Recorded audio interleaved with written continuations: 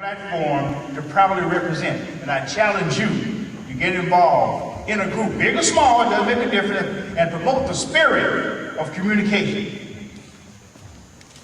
Not, of course, not without the adversity of difference. And I mentioned this earlier. Don't think that the conversation that you're going to be in is going to be down the line, you're going to agree with it. If you agree with everything you hear, then what you hear is probably not good for you in the first place. You must have your own opinion and deal with it almost with a smile on your face, so you won't interrupt the negative attitude of those who are around you who want to fight just because they can say, I can't.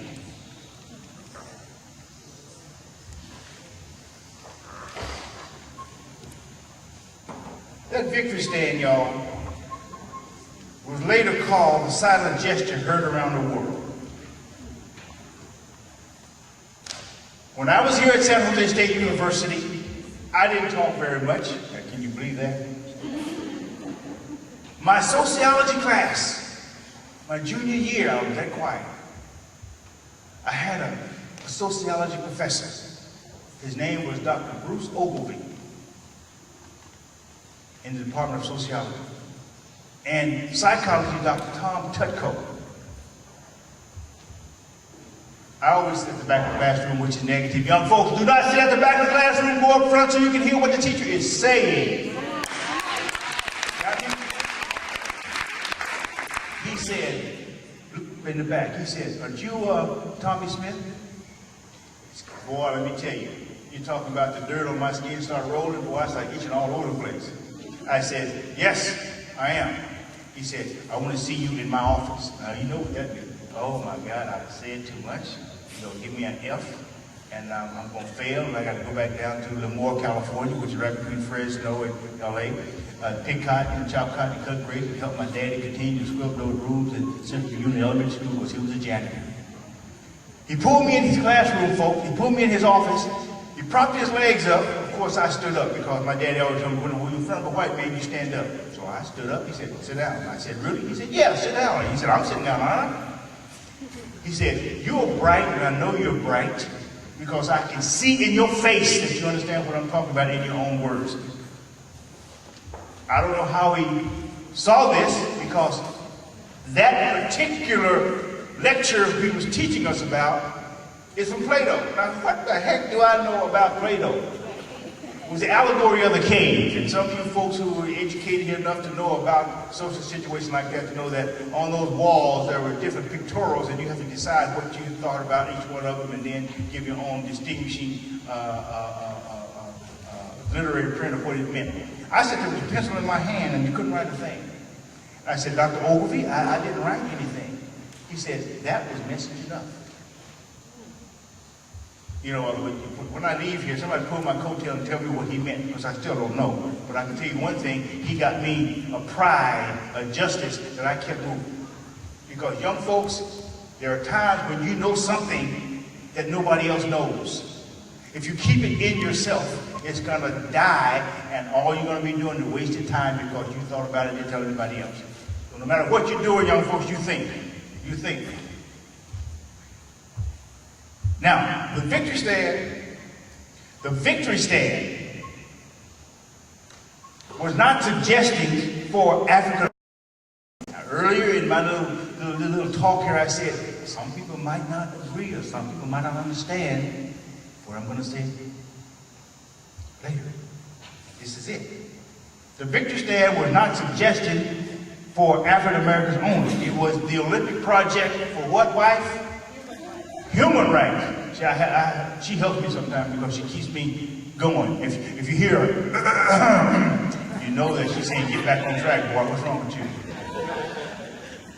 Because there were other athletes on that team, non-blacks, that supported not necessarily who did it or where it was done, but that it was needed.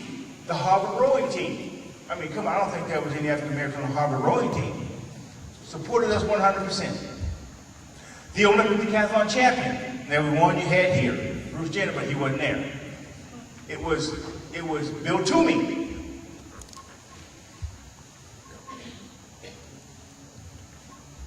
And you know, there were African-American athletes that boycotted the Olympic Games.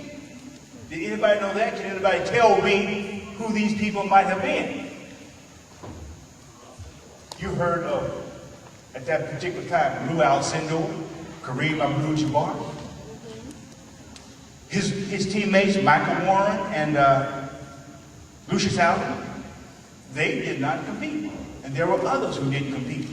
Now, we propose not to compete because of issues that we started on the campus of San Jose State. That's where the Olympic Project of Human Rights started, and it spread throughout all 50 states.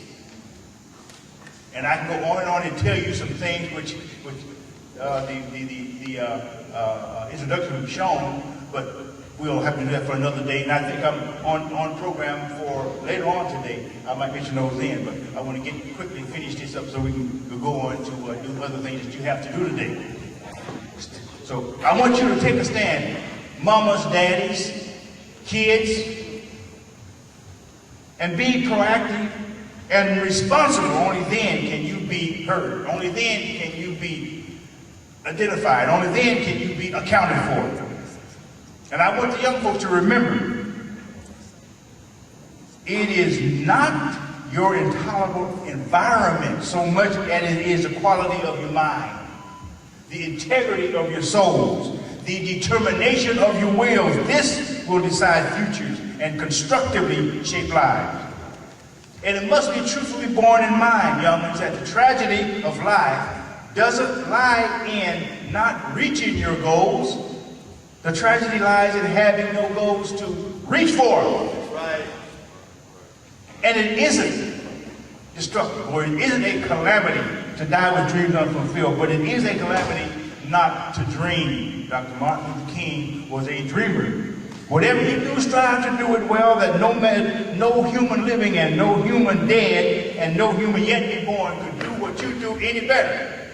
And that's 4 steps I use for making a stand. And I challenge you to prepare prayerfully, proceed positively, pursue persistently, and plan purposefully. August 28, 1963 at the Lincoln Memorial in Washington, D.C. And you know about this, but I'm going to say it anyway just in case you're hazy.